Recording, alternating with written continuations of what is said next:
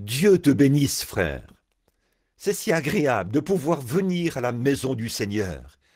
Je pense qu'il y a quelque temps, j'étudiais l'Écriture, et il y était dit que lorsque Jésus s'était approché de Jérusalem, les disciples ont levé les yeux et ont vu la ville sainte au loin.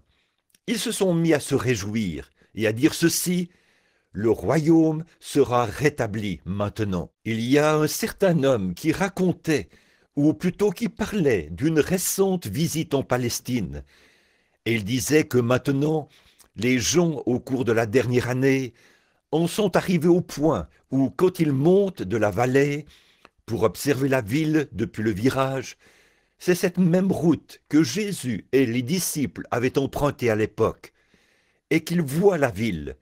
Il se met à pleurer. Vous savez, je crois qu'il y a quelque chose que ses disciples avaient ressenti à cette époque, c'est que le royaume allait être rétabli.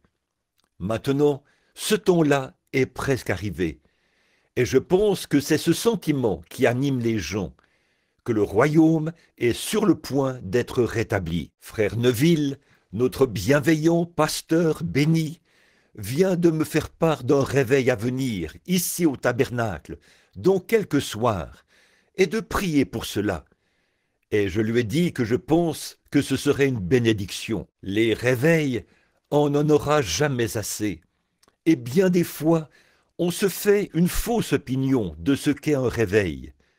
Un réveil, ce n'est pas tant pour amener de nouveaux membres, mais c'est pour raviver ceux que nous avons déjà. Et j'aimerais dire une chose, et c'est du plus profond de mon cœur que je vais le dire.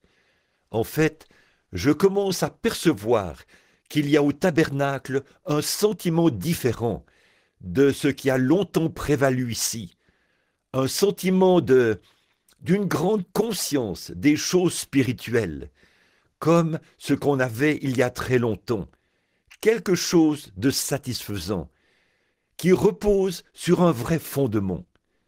Et j'ai confiance que Dieu bénira cette petite église et de nouveau dans la puissance. Je vois le programme de construction en cours et je pense que c'est une chose formidable, car tôt ou tard, nous qui sommes plus âgés, nous enlèverons l'armure, nous la confierons à nos enfants et nous gravirons les marches de l'escalier doré. L'autre jour, j'ai dépassé la moitié du chemin, la barre des 50 ans. Je n'arrive pas à y croire.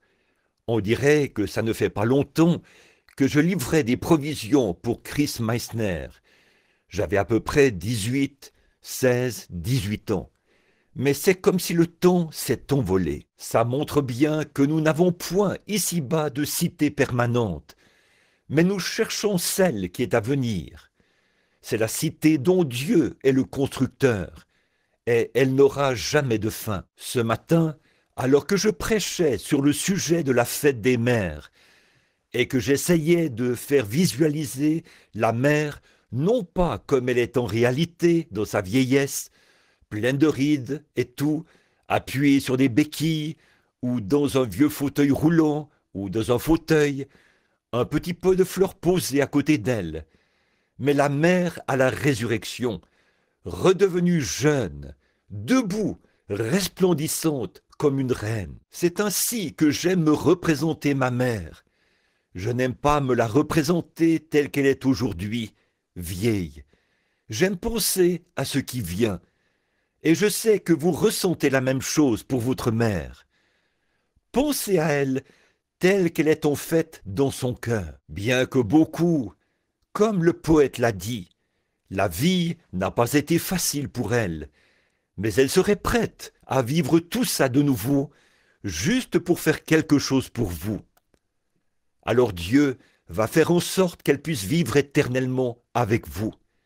Donc, je suis bien content de ça. Je ne sais pas pourquoi j'ai annoncé ce matin que, si le Seigneur le veut, je prêcherai ce soir sur qui est celui-ci. Je ne sais vraiment pas comment je vais m'y prendre. En effet, j'ai eu des entretiens tout l'après-midi, jusqu'à il y a environ 1 h 10, en plus des cas spéciaux et des appels d'urgence. Je n'ai pas pu recevoir tout le monde. Je voudrais que vous continuiez à prier pour le docteur Sam. Il, il va de mieux en mieux, et nous en sommes reconnaissants. Le docteur Baldwin et Madame Baldwin sont tous deux en train de se rétablir. Ils vont de mieux en mieux. Je voudrais que vous ajoutiez une autre personne sur votre liste de prières cet après-midi. Il s'agit de Harry Lees, ici, le pharmacien. Harry est un ami personnel. Depuis que je le connais, j'ai toujours pensé qu'il était un chrétien, jusqu'à cet après-midi, lorsque son frère a présenté une requête pour le salut de son âme. Frère Mike Egan a transmis c'est notre administrateur ici qui a transmis la nouvelle. Harry est dans un état grave à l'hôpital. Je ne savais pas qu'il avait une si grande considération pour moi, mais il a refusé de recevoir son propre pasteur cet après-midi, ou le pasteur de l'église qu'il fréquente, et il a souhaité que je vienne le voir. Et je voudrais aller le voir.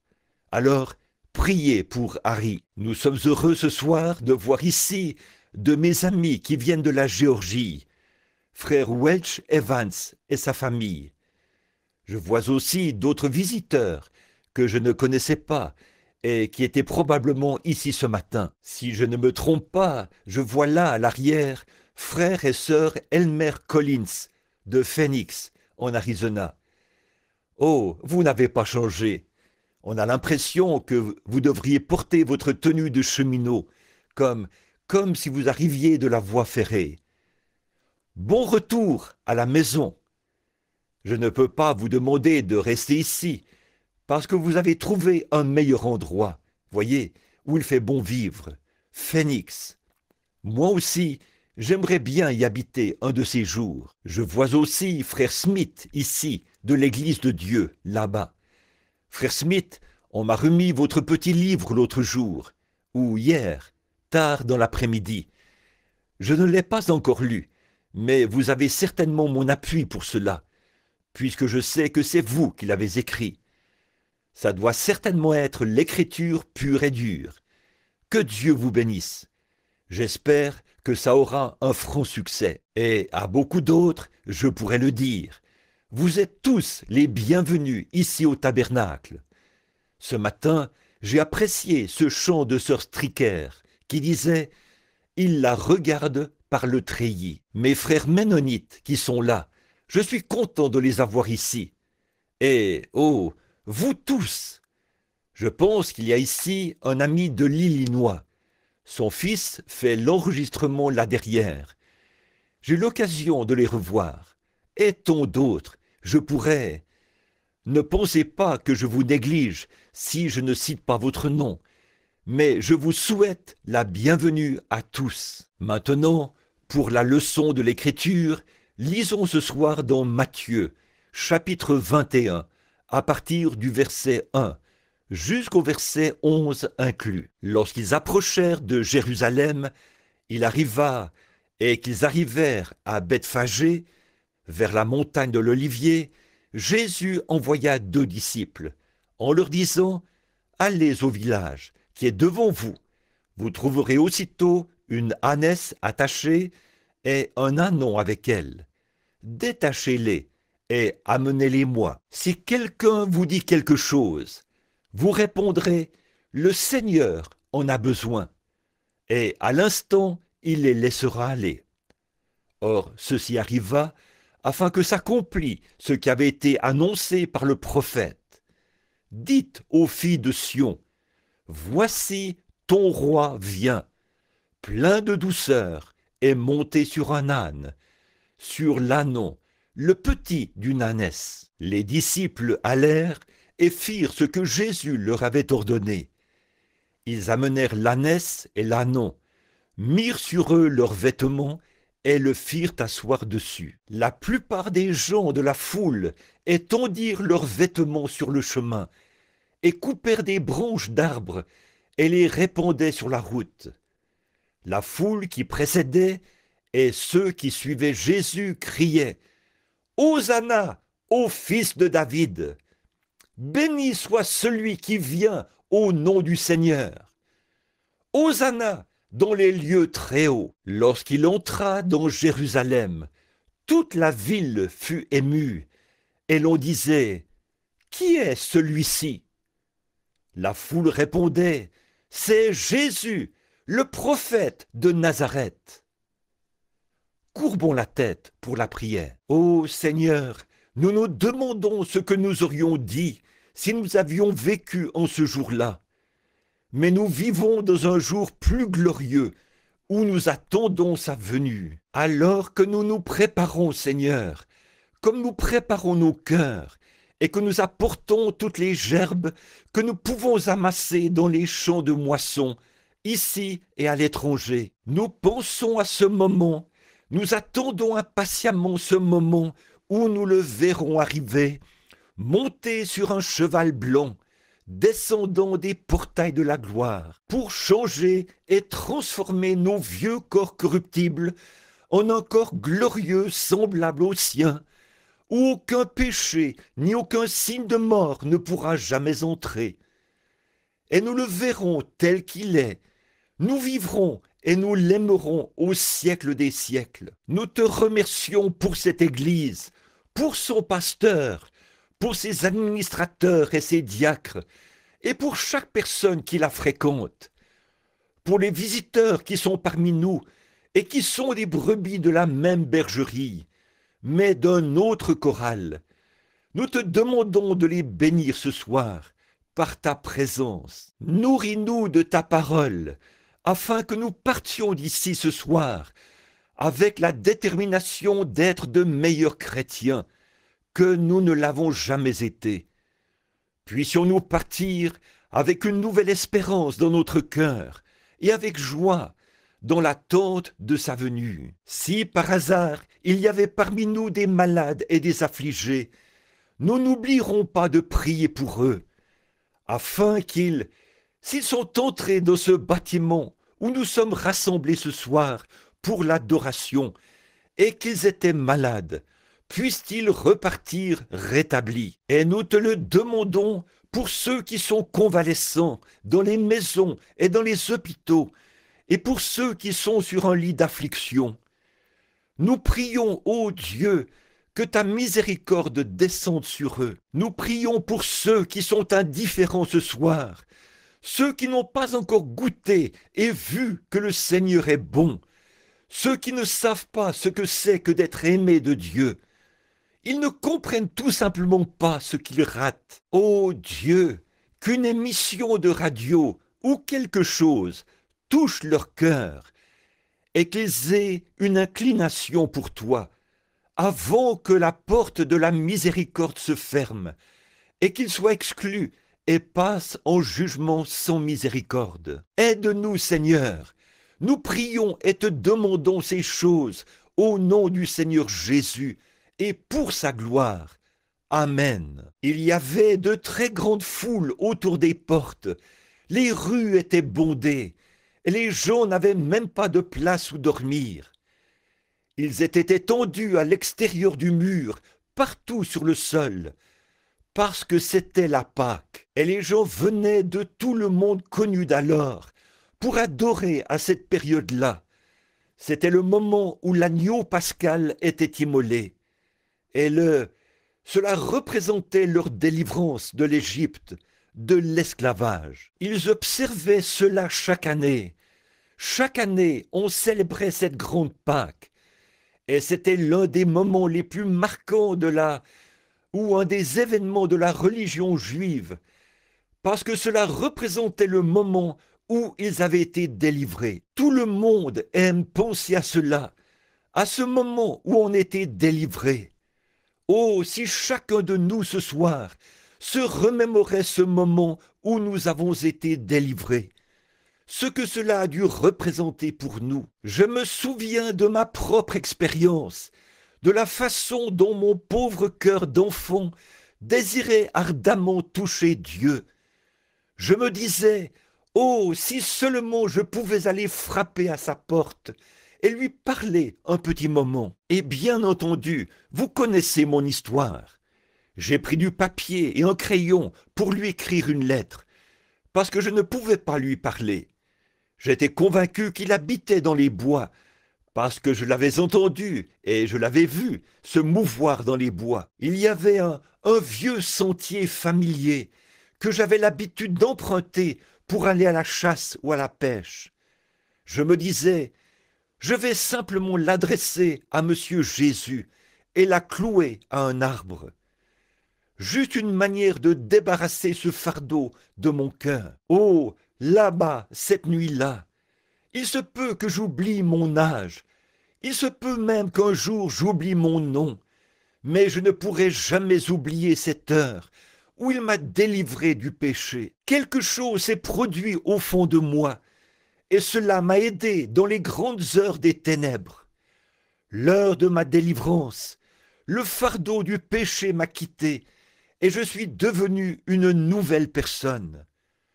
Depuis lors, je suis une nouvelle créature en Jésus-Christ. Et ces Juifs, ils montaient chaque année, et il y avait une source d'eau à l'intérieur de l'église.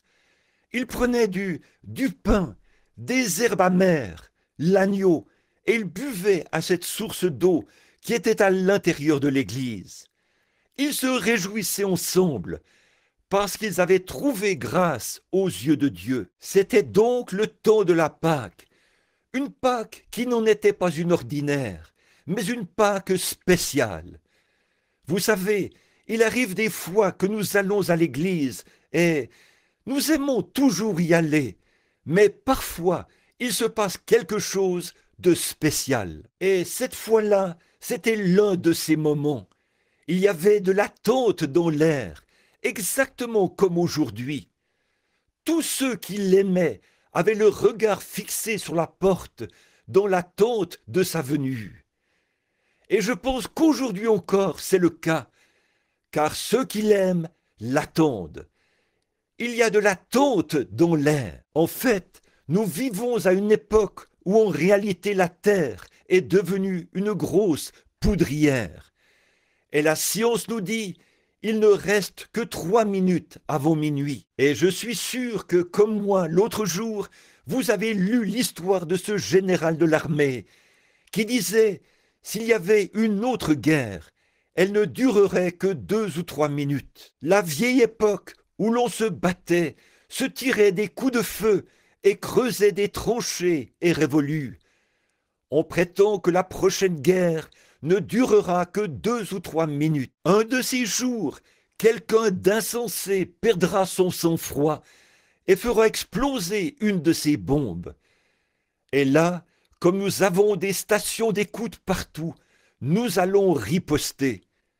Le monde ne peut pas survivre à ça. Tout le monde qui était présent à la Pâque savait que quelque chose allait se produire, mais il ne savait pas exactement ce que c'était. Et c'est pareil aujourd'hui.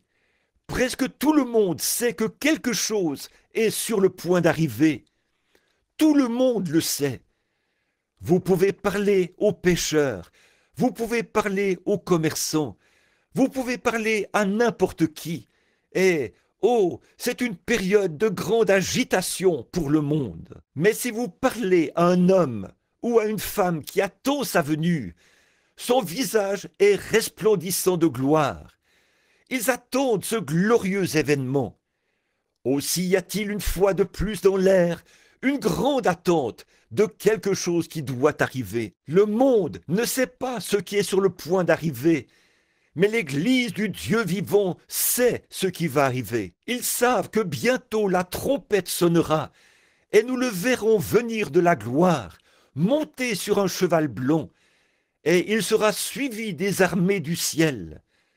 Et ceux qui sont morts en Christ monteront dans l'enlèvement à sa rencontre dans les airs. C'est ce que nous attendons. Nous le désirons ardemment. Il nous est dit que les âmes de ces mères, et ainsi de suite, dont nous avons parlé ce matin, sont tout juste sous l'autel de Dieu, et elles crient « Jusques à quand, Seigneur? Jusques à quand ?» Maman veut te voir autant que tu veux la voir, et nos bien-aimés veulent nous rencontrer autant que nous voulons les rencontrer. Quelle retrouvaille ce sera quand il viendra, quand nous rencontrerons nos bien-aimés et que nous les verrons dans leur corps de résurrection, glorifiés, se promenant avec les héritiers de la résurrection, quand nous verrons combien les traits de leur caractère ont été changés, leur douceur et leur quiétude. Il n'y aura plus tout ce tourbillon d'activité et toute cette agitation, car nous aurons toute l'éternité pour vivre ensemble. Oh, ce grand âge de la névrose où nous vivons, où on manque de temps pour tout, on monte, on s'agite, on s'empare de choses. Eh bien, c'est un jour terrible. Alors, comme ils attendaient que quelque chose se passe, c'était bien dommage que beaucoup de ceux qui étaient à cette Pâque n'aient jamais pu le voir. Là, ils savaient que quelque chose allait se passer, mais ils n'ont cependant pas pu le voir. Il en sera de même à la venue du Seigneur. Il y a beaucoup de gens qui s'agitent aujourd'hui, qui savent que quelque chose est sur le point d'arriver, mais ils ne le verront jamais, car il viendra dans la tranquillité de minuit pour enlever la petite église qui languit, qui espère et s'attend à le voir. Ce sont ceux-là qu'il viendra enlever, beaucoup de ceux qui vivent dans le tape à l'œil et dont les âmes se délectent des choses du monde, ne s'apercevront de rien du tout, jusqu'à ce que l'Église aille dans la gloire, car il viendra comme un voleur dans la nuit pour les enlever. Nous pouvons donc voir que nous sommes de nouveau au même point. Maintenant, nous voyons, quant à cette attente, que Dieu vient à ceux qui, tout au long des Écritures, c'est la même chose, il apparaît toujours à ceux qui l'attendent, toujours à ceux qui désirent le voir. Et je suis sûr que c'est cette espérance qui est dans notre cœur ce soir. Il y a environ 6 mois, je pense, je témoignais à des gens. Et j'ai dit, oh, quand on y pense, il peut venir d'un moment à l'autre. Ce qui m'avait fait dire cela, c'est que je parlais de frère Bosworth. Quand je suis allé voir ce vieux saint, quand nous avons appris qu'il se mourait, il avait 80 ans passés. Ma femme et moi sommes allés là-bas pour le voir, avant qu'il meure. Il fallait absolument que je lui dise quelque chose. J'aime voir le moment où les saints entrent dans la gloire, et il fallait que je le voie. On a roulé au point d'user complètement les pneus de la voiture, mais quand je suis arrivé là-bas, je me suis précipité à sa porte. Ce vieux patriarche était étendu dans un coin. Il a levé la tête quand il m'a vu entrer. Ses vieux bras fatigués, dont la chair pendait, étaient étendus. Il a tendu les bras vers moi. Je lui ai sauté au cou et je me suis écrié « Mon père, char d'Israël et sa cavalerie !» Car c'était un saint homme, un homme pieux. J'ai dit « Frère Bosworth, je voudrais vous demander quelque chose. Croyez-vous que vous allez vous rétablir ?» Il a répondu « Oh, je ne suis même pas malade. » J'ai dit « Eh bien, qu'est-ce qu'il y a ?» Il a dit « Je rentre à la maison. » Il a dit « Je suis fatigué et je suis épuisé. Je désire simplement rentrer à la maison. » J'ai dit « Alors, vous êtes conscient que vous êtes sur le point de mourir ?» J'ai dit « Je voudrais vous poser une question. Au cours de ces 70 et quelques années de ministère, quel a été pour vous le moment le plus glorieux? Veuillez m'en parler, monsieur, et me raconter cette expérience que vous avez eue au fil des années, celle que vous considérez comme votre moment le plus glorieux. Si je vivais jusqu'à son âge, je n'oublierai jamais la façon dont ses yeux noirs m'ont fixé par-dessus ses lunettes. Il a dit « Mon bien-aimé frère, le moment le plus glorieux de ma vie, c'est maintenant. » Je ne me souviens pas d'un moment qui a été plus glorieux que celui-ci. Je l'ai regardé les yeux dans les yeux et j'ai dit, « Monsieur, avez-vous conscience que vous êtes en train de mourir ?» Il a dit, « Frère Branham, je suis étendu ici et je m'attends d'un moment à l'autre à ce qu'il ouvre cette porte et qu'il vienne me ramener à la maison auprès de lui. Voilà la façon dont il faut mourir.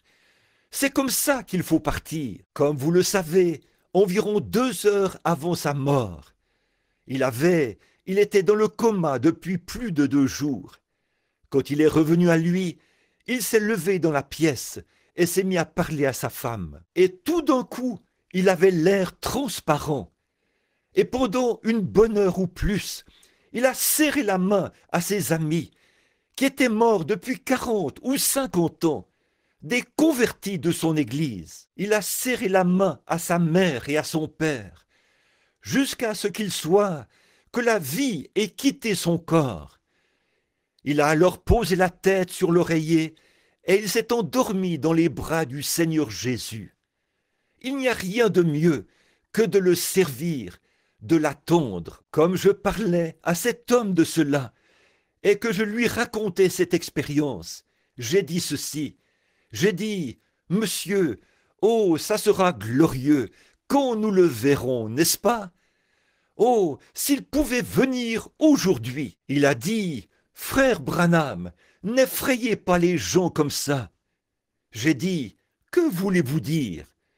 Il a dit, « Oh, n'essayez pas de dire aux gens que le monde vient ou que Christ vient. Cela les inquiète. » Oh, et je dis, « Non, je vous demande bien pardon.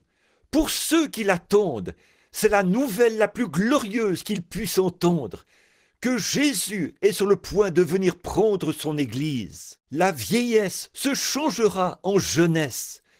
La joie remplacera la tristesse.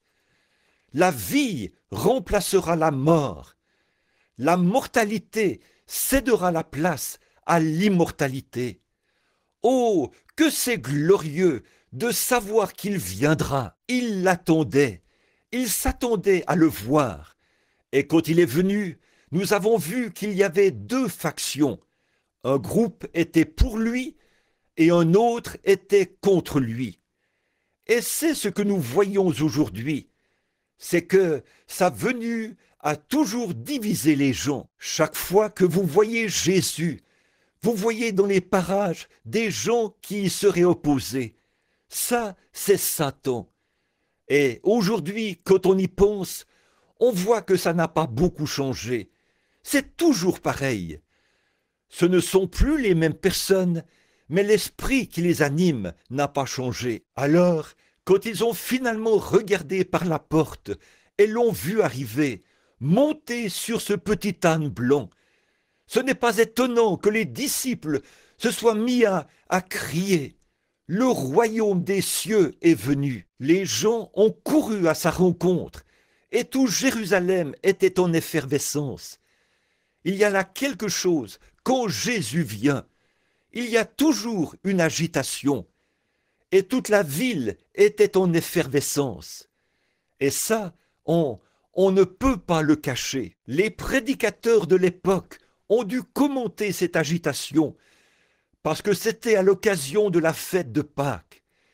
Et ils se sont écriés, « Qui est celui-ci » En effet, l'air était chargé à la venue du Seigneur Jésus à Jérusalem. Il y avait des attentes dans l'air. On se serait attendu à ce que les enseignants sachent ce qui allait se passer. On se serait attendu à ce que le souverain sacrificateur le sache.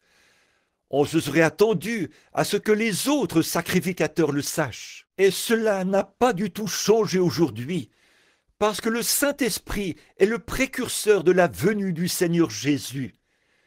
Et au fur et à mesure que le Saint-Esprit se répand sur la terre, des feux de réveil brûlent partout, de grands signes et des prodiges ont été accomplis, des guérisons se sont produites, des prophéties ont été données. Toutes les bénédictions apostoliques sont de nouveau revenues dans l'Église.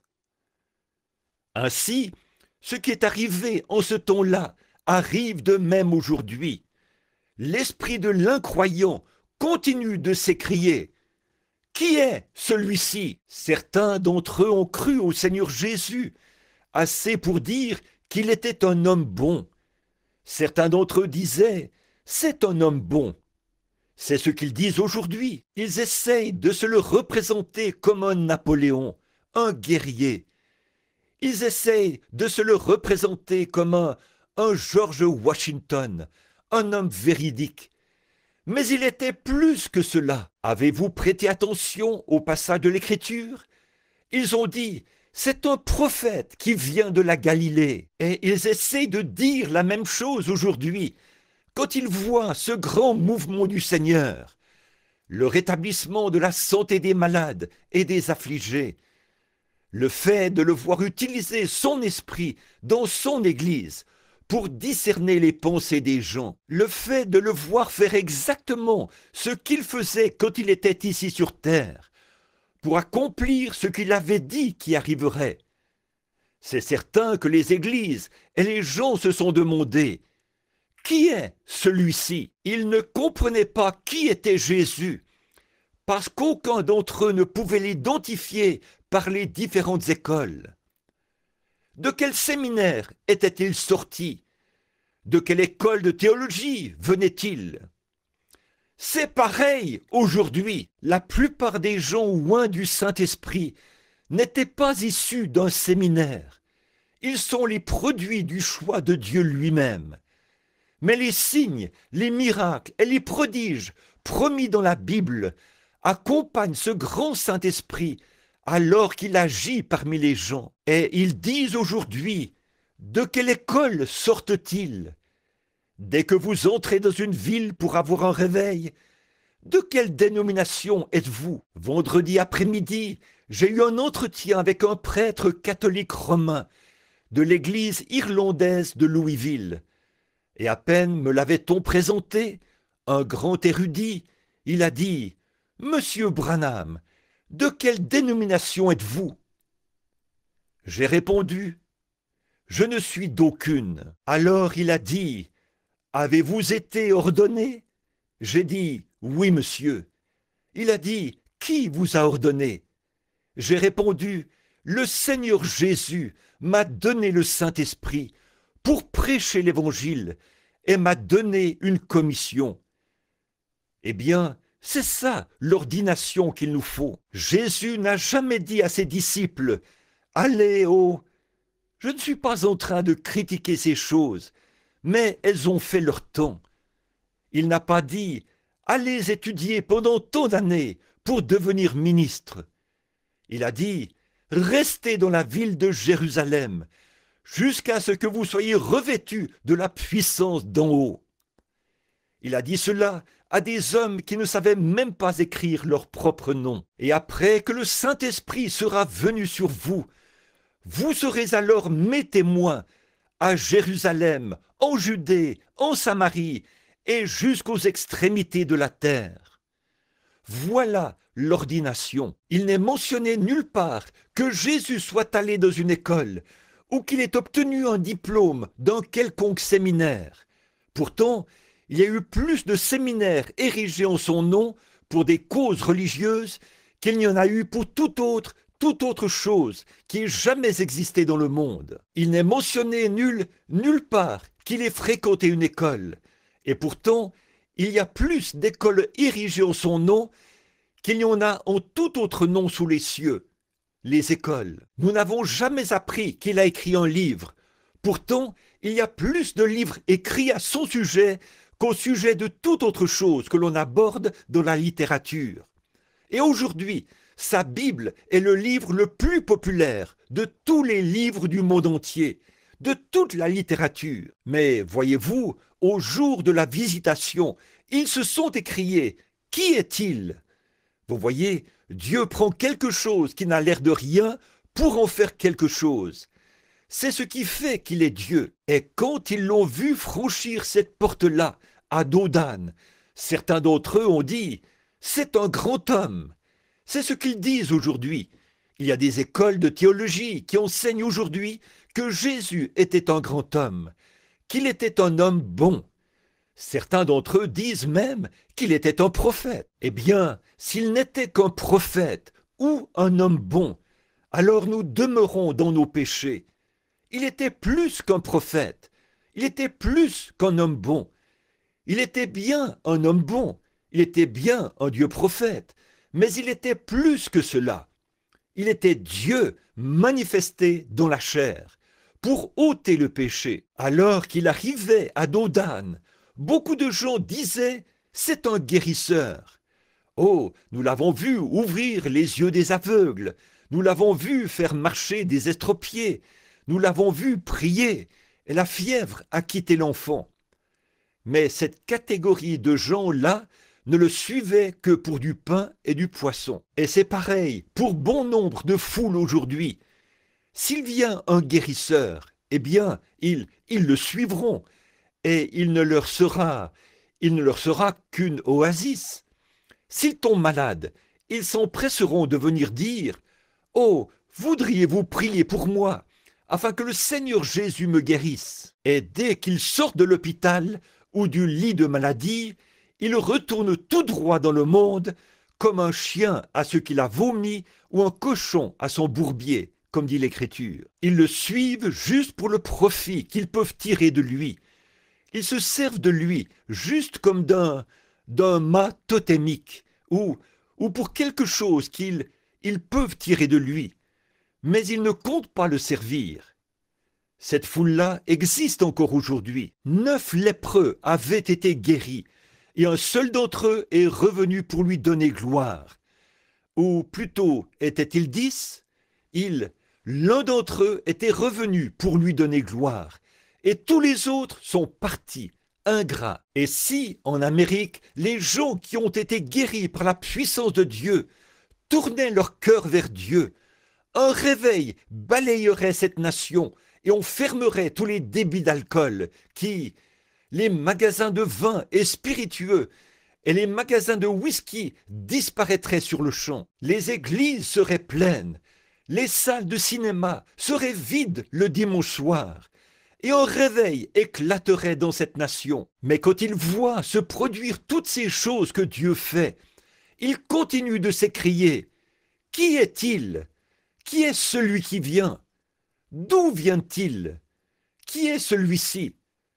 Par quelle autorité fait-il cela ? » Je n'oublierai jamais, à Johannesburg, en Afrique du Sud. Je venais d'arriver par avion, ça faisait une 30aine de minutes. J'avais passé 3 jours et 3 nuits dans les airs. J'étais si fatigué que je pouvais à peine me tenir debout. Ils m'ont conduit au champ de foire, où étaient rassemblées 50 ou 60 000 personnes. À peine étais-je monté sur l'estrade que le Saint-Esprit... J'ai vu un autobus traverser le site, et il était écrit sur le panneau « Durban ». J'ai vu un jeune homme qui se débattait pour échapper à son père et à sa mère. L'une de ses jambes était de 15 ou 20 centimètres plus courte que l'autre. Il portait une chemise blanche. Il y avait des bretelles qui retenaient son pantalon. Et j'ai remarqué ce jeune homme.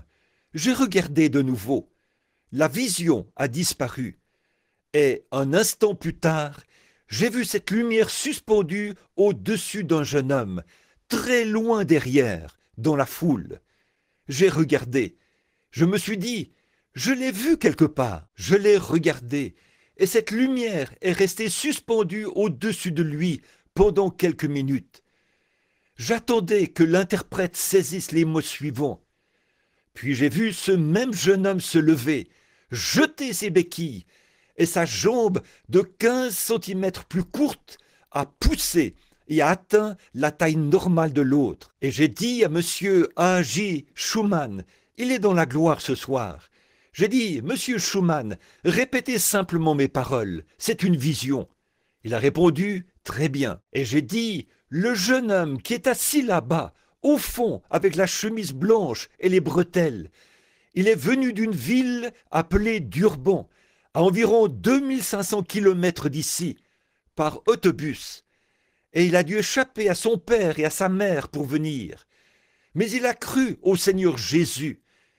Il a une jambe de 15 centimètres plus courte que l'autre. Et le jeune homme s'est levé d'un bond.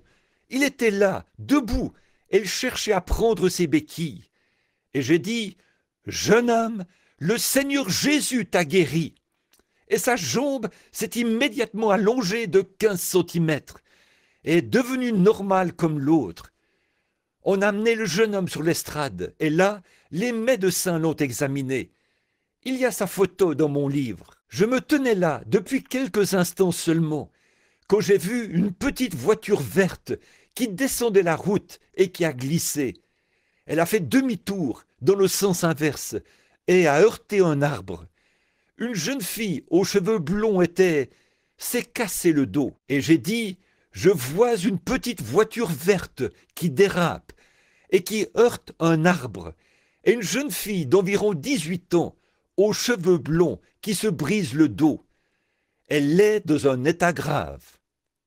Personne n'a répondu, et je ne pouvais la voir nulle part dans cette grande foule de gens. Je suis resté là quelques minutes. J'ai dit, comprenez, ne soyez pas méfiants, c'est le Seigneur Jésus, dans la puissance de la résurrection. Il a envoyé le Saint-Esprit pour continuer son œuvre. Et là, j'ai vu la vision se produire de nouveau. Je n'arrivais pas à voir la jeune femme. Juste à ce moment-là, juste en face de moi, s'est tenue cette lumière, comme vous le voyez sur la photo. Elle s'est tenue là. Je me suis approché, et elle était étendue là, juste au pied de l'estrade. J'ai dit, « Jeune femme, le Seigneur Jésus t'a guérie. » Et elle s'est mise à pleurer. Sa mère a dit, « Oh non, ne lui dites pas de se lever. » Elle a dit, « Si elle bouge, elle va mourir. » Et d'un bond, la jeune fille s'est levée. Elle poussait des cris et louait Dieu. Et la mère s'est évanouie et est tombée dans le lit de camp où était couchée la jeune fille. Qu'est-ce que c'est? À peu près au même moment, un critiqueur s'est levé au fond, a posé un pied sur un siège, puis un pied sur l'autre, et a dit, « Vous, l'Américain, je vous mets au défi de me dire dans quel nom vous faites cela, et de quelle dénomination d'église êtes-vous. » Voyez, c'est exactement la même chose. Ils ne comprennent pas, ils n'attendent pas ces choses. Les églises n'attendent pas la venue du Seigneur. Et le Saint-Esprit est là pour confirmer sa venue, pour accomplir cela. Tellement, chacun veut suivre sa propre voie. C'était pareil là-bas. Chaque groupe avait sa propre idée. Mais là n'est pas la question ce soir. Ce n'est pas de ça que je parle. En effet, la question que je vous pose, c'est « Vous, que pensez-vous que c'est? Cela vous concerne. Qui est celui-ci qui parcourt les nations? Ce ne sont pas des hommes. Les hommes ne peuvent pas faire ces choses. Qui est celui qui parle et qui dit aux gens dans l'auditoire, par exemple, assis juste ici, de ce côté-ci, et à divers endroits dans la réunion, quand les femmes et les hommes sont amenés ici, mourants? Qui est-ce que c'est? Cette jeune femme qui est entrée dans le baptistère ce matin. Il y a 3 semaines, elle se mourait d'un cancer carcinomateux. Elle habite ici même, sur la rue Maple, Madame Beatty, et j'ai demandé à 3 médecins qui étaient avec elle. Elle n'avait aucune chance de s'en sortir. Elle avait 4 ou 5 petits-enfants, et c'est ma mère qui essayait d'en prendre soin. Maman m'a dit, « Bill, elle ne retournera jamais chez elle. » Et je suis allé là où elle était, et le Seigneur Jésus a déclaré, « Ainsi dit le Seigneur, si elle va à l'église et fait la promesse de se faire baptiser au nom du Seigneur Jésus et de servir Dieu, elle rentrera chez elle, guérie. » Et je lui ai demandé, « Voulez-vous faire cela, madame ?» Et elle a dit, « Je ferai tout ce que vous direz. » Aussitôt, les douleurs ont disparu. 3 jours plus tard, elle était chez elle et les médecins n'arrivent pas à trouver une seule trace de ce cancer. Qui est celui qui vient au nom du Seigneur? Qui est-ce que c'est? C'est le Saint-Esprit de Dieu. Quelle est votre opinion par rapport à cela? Quelle est votre opinion, vous qui connaissez votre pasteur? Et il y a des gens assis ici, des gens qui viennent de l'extérieur de la ville. Ils sont assis là, et ils souffrent d'épilepsie. Ils sont assis avec... Voici un homme assis ici, quelque part ici, un frère ménonite, juste ici. Il souffrait d'épilepsie. Je ne l'avais jamais connu ni vu. Je ne savais rien à son sujet. Et tout d'un coup, il y a environ 2 ans, je pense, ou quelque chose comme ça. Oui, 2 ans. Le Saint-Esprit a déclaré cela et a dit « Ainsi dit le Seigneur ». Depuis lors, il n'a plus jamais eu de crise. Qui est-ce que c'est? Qui est-ce que c'est? La femme qui était ici dimanche dernier, la dernière fois que j'étais ici, elle venait de quelque part dans l'Illinois. Le lendemain, elle avait dans le corps une grosse tumeur qui était maligne. Et certains des meilleurs médecins de l'Illinois allaient l'amener dans une grande clinique le lundi pour l'opérer. Elle a réussi à entrer dans la réunion. Je ne l'avais jamais vue et n'avais jamais entendu parler d'elle de toute ma vie. Et tout à coup, le Saint-Esprit l'a couverte et lui a dit qui elle était, d'où elle venait, et qu'on allait l'opérer le lendemain. Combien étaient là pour voir cela? Et on a vu la nouvelle se répandre dans les journaux. Le lendemain, quand elle est allée chez le médecin, on l'a amenée de clinique en clinique, et on n'a pas pu trouver une seule trace de cela. Qui est celui-ci? Ô Dieu, sois miséricordieux. Qui est celui qui fait ceci? Oseriez-vous dire que c'est votre pasteur? Jamais. Oseriez-vous dire que les hommes ont quelque chose à voir avec ça? Jamais. C'est le Saint-Esprit, l'Esprit qui était sur notre Seigneur Jésus. Sa venue pour s'unir à son Église est si proche qu'il répand sa glorieuse et sainte lumière afin de racheter et d'amener à la communion l'Église du Dieu vivant en vue de l'enlèvement qui est proche. Amen. Qui est-ce que c'est? Je ne peux pas répondre à votre question. Je ne peux pas répondre à votre place. Mais je peux vous donner ma réponse. Devant cette chair sacrée ce soir, et en présence de ce groupe de gens qui ont été acquis par le sang de notre Seigneur Jésus, je fais cette déclaration du fond du cœur. Pas parce que je suis l'un de vous, pas parce que je suis quelqu'un de différent, mais en tant que l'un des rachetés qui a été lavé par le sang. Je crois que cette même lumière qui est suspendue dans cette église ce soir, elle prouve elle-même, par sa nature, que c'est Jésus-Christ sous la forme du Saint-Esprit. Quiconque connaît l'Écriture sait que Jésus a dit « Je viens de Dieu et je vais à Dieu ». Avant qu'il soit fait chair, quand il était avec Moïse dans le désert, il était la colonne de feu. Et quand Moïse a désiré le voir, il est passé et Moïse l'a vu de dos. Alors Moïse a dit, cela ressemble à un homme. Quand il était ici sur terre, il était un homme. Il faisait les mêmes choses qu'il fait aujourd'hui par des hommes qu'il a rachetés.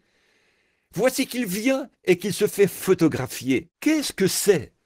Après sa mort, son ensevelissement et sa résurrection, Paul était en chemin pour Damas un jour, et une grande lumière l'a jeté à terre. Les hommes qui étaient avec lui n'ont pas vu la lumière, mais elle a jeté Paul à terre. Elle l'a même rendu aveugle.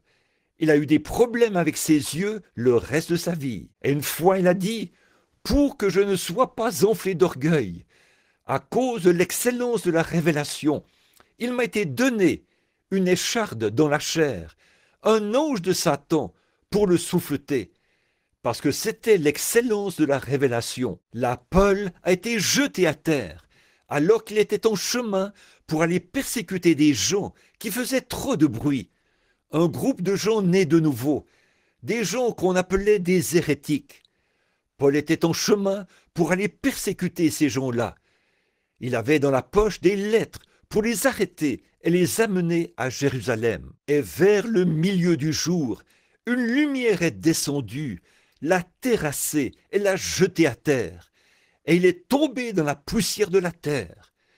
De cette lumière s'est fait entendre une voix qui disait « Saul, Saul, pourquoi me persécutes-tu » Et Saul, quoiqu'étant aveugle, s'est retourné et a levé les yeux. Il pouvait voir cette grande et glorieuse lumière. Et il a dit « Qui es-tu, Seigneur ?» Il a dit « Je suis Jésus. Je suis venu de Dieu.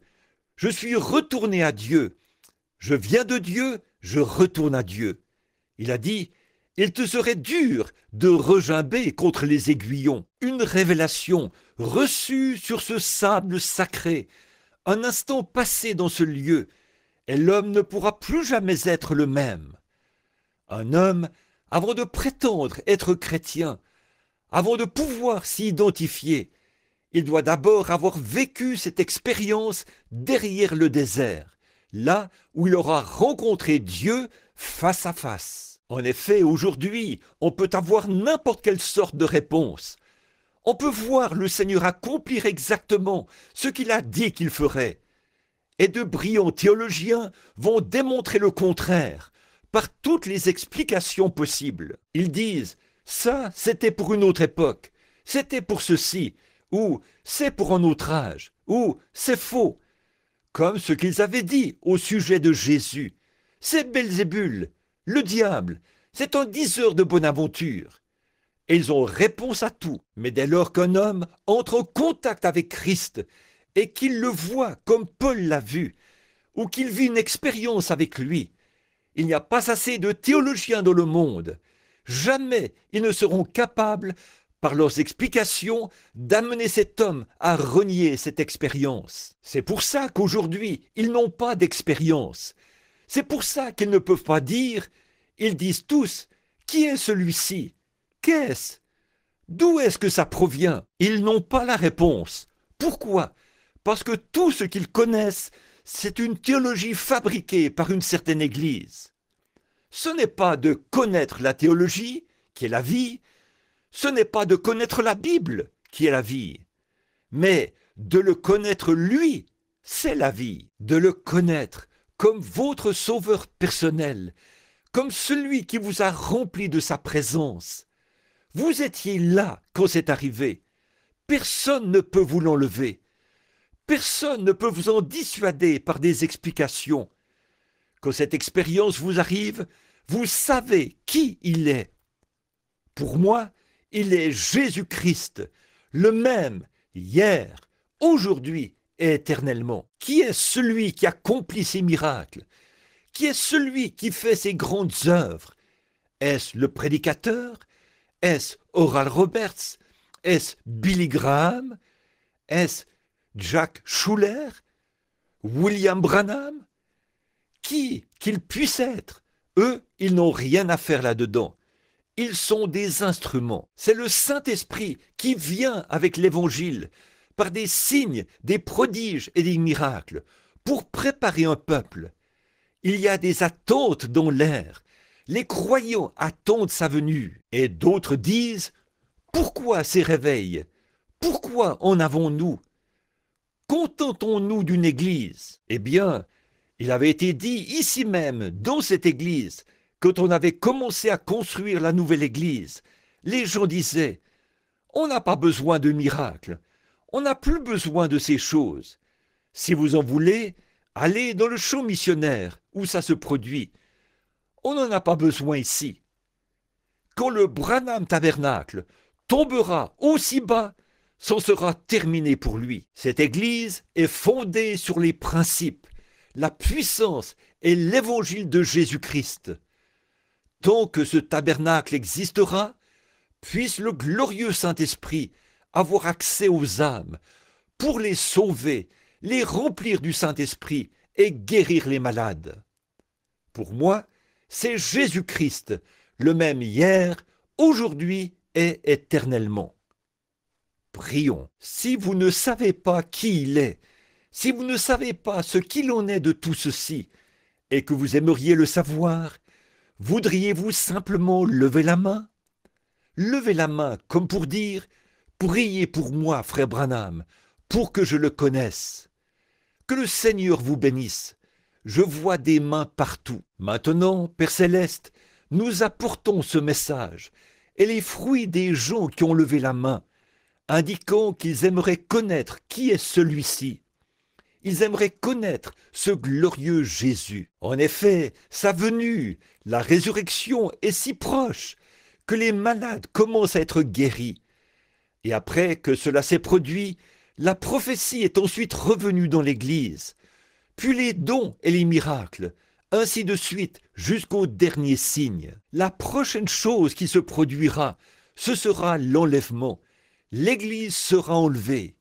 Seigneur, nous qui affirmons te connaître dans la puissance de ta résurrection, nous attendons, nous languissons, nous supplions et implorons.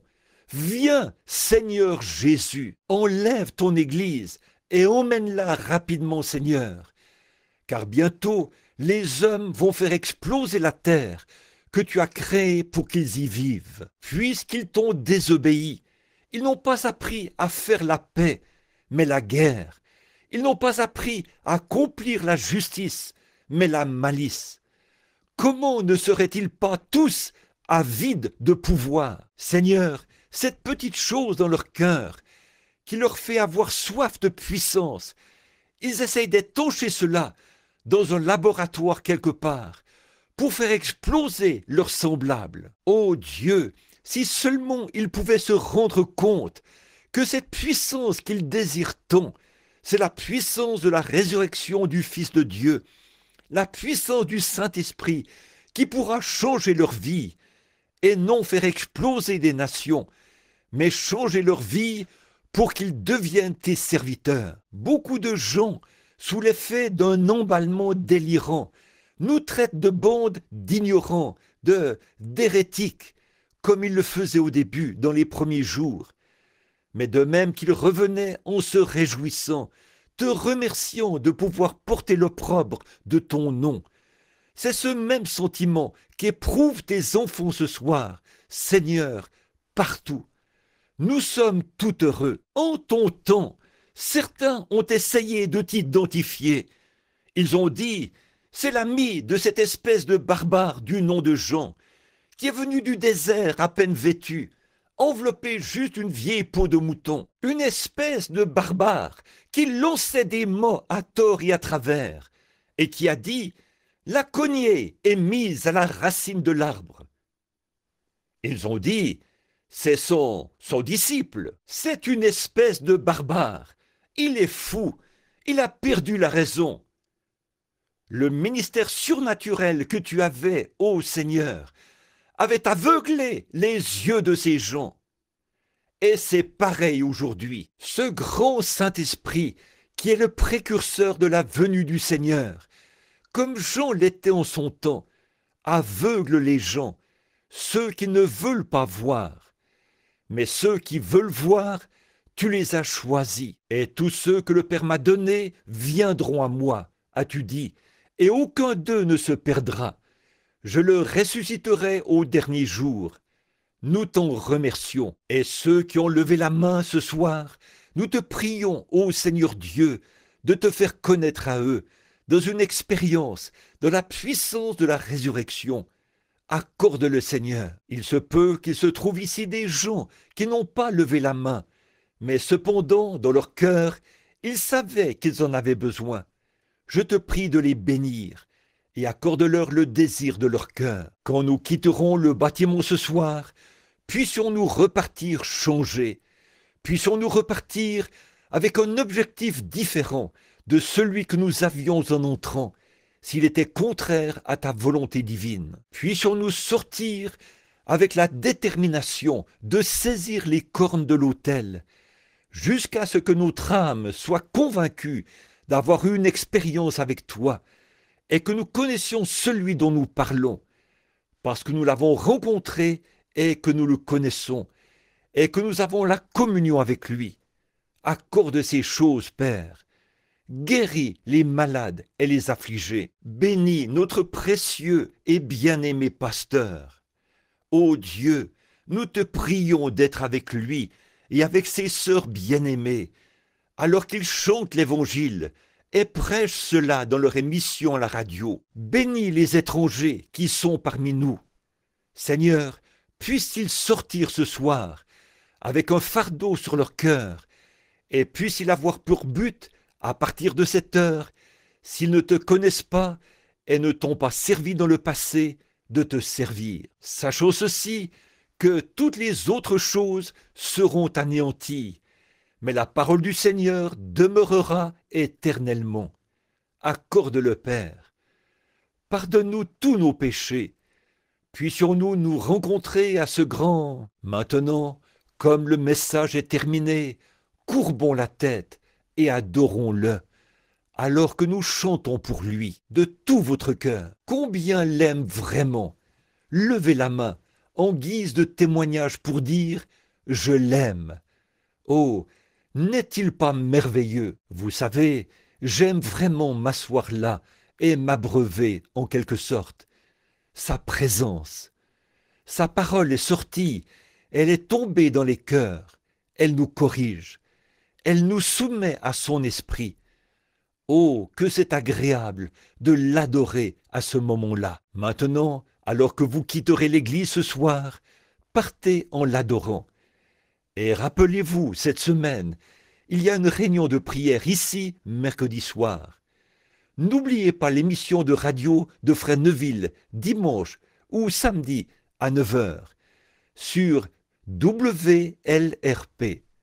J'aime vraiment les entendre. Pas vous? Le quatuor ou le trio, ça sonne tellement bien. Ma femme et moi, ainsi que les enfants, nous sortons tous la petite radio et nous nous rassemblons tout autour pour écouter Frère Neuville dans son émission de radio. Ses paroles formidables et la façon dont il exalte le Dieu qu'il aime et en qui il croit. Je ne dis pas cela, vous, les étrangers qui sont ici, si vous n'avez pas d'église locale, venez vous joindre à nous. Je vous le dis, je ne dis pas cela parce qu'il est assis ici. Non, monsieur, je l'ai dit bien des fois. J'aime Frère Neuville. Pour commencer, c'est un théologien. Tout d'abord, c'est un enfant de Dieu. L'autre chose, c'est qu'il est le même chaque jour. Je le connais depuis des années. Il n'a jamais changé, pas du tout. Il demeure le même Ormal Neuville, un serviteur du Seigneur Jésus. Et je pense qu'il a... L'autre soir, j'ai téléphoné pour lui demander s'il ne pouvait pas nous accorder un peu de temps de son émission, afin que nous venions prier pour les malades. Il y en a qui sont venus ce matin, vous savez, et sa petite femme a répondu au téléphone, et je reparlais à ma femme, là, à l'arrière. Combien nous rendons grâce à Dieu pour sa charmante petite femme et sa famille. Ils sont vraiment charmants. Quand vous voyez un ministre et sa femme s'entendre comme ça, dans la douceur et l'humilité, ça fait que l'Église avance très bien. C'est de plus en plus doux au fil des jours. L'aimez-vous de tout votre cœur? Très bien. Nous avons un cantique que nous chantons au moment de nous séparer. Revêt-toi du nom de Jésus. Donnez-nous-en l'accord, sœur, si vous l'avez dans votre livre, et nous allons chanter notre cantique que nous avons l'habitude de chanter en nous séparant. Après avoir chanté le premier couplet, nous allons nous retourner et nous serrer la main les uns aux autres. Très bien. Donnez-nous-en l'accord. Que Dieu vous bénisse, frère. Prenons maintenant ce couplet. Ce sera merveilleux, n'est-ce pas? Combien se souviennent du petit cantique que nous chantions? N'oubliez pas la prière en famille. Vous vous en souvenez? Je ne sais pas, Thelma, si tu le connais, en connais-tu l'accord ou pas? Essayons une fois. Tu ne t'en souviens pas? Essayons. Peut-être que je pourrais essayer en même temps que vous. Combien font la prière en famille? C'est bien. Essayons encore une fois. Reprenons cela ici. J'aime ça. Tous ensemble maintenant. Ô Seigneur, il est écrit dans les Écritures qu'on prenait des linges ou des mouchoirs qui avaient touché le corps de Paul. et les esprits impurs quittaient les gens, et les maladies étaient guéries. Nous prions au Seigneur qu'il en soit de même pour ceux-ci ce soir, alors que je les envoie malades et aux gens qui sont dans le besoin. Quelque part dans les contrées, il y a quelqu'un qui attend ceci impatiemment. Je te prie, Père, de l'accorder au nom de Jésus ton Fils. Amen. Maintenant, je vais demander, alors que nous courbons la tête, si notre très précieux frère Smith là-bas, de l'Église de Dieu, que nous considérons comme un fidèle et loyal serviteur de Dieu, tout comme l'est notre frère Neville ici, je vais lui demander de prier pour que les bénédictions reposent continuellement sur vous tout au long de cette semaine qui vient. Que Dieu vous bénisse jusqu'à ce que nous nous revoyions. Frère Smith, oui, Seigneur, oui, oui, oui, oui, Amen. Serrez-vous la main les uns les autres. Au plaisir de vous revoir au tabernacle. Que Dieu vous bénisse, que Dieu vous bénisse, que Dieu vous bénisse, que Dieu vous bénisse, que Dieu vous bénisse, que Dieu vous bénisse, que Dieu vous bénisse, que